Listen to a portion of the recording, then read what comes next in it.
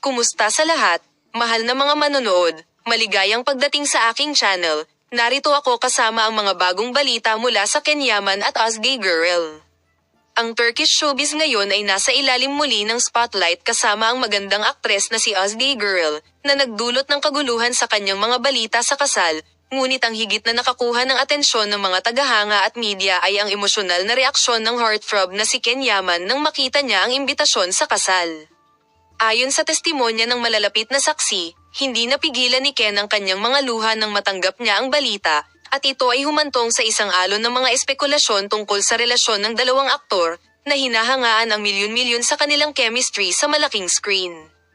Ang isang espesyal na bono sa kabila ng mga kamera na sina Osgay Girl at Kenyaman ay nanalo ng mga puso sa serye kung saan nilalaro nila ang Osgay at Ken, isang mag-asawang ang pag-ibig ay dumadaan sa mga hadlang na puno ng pagsinta,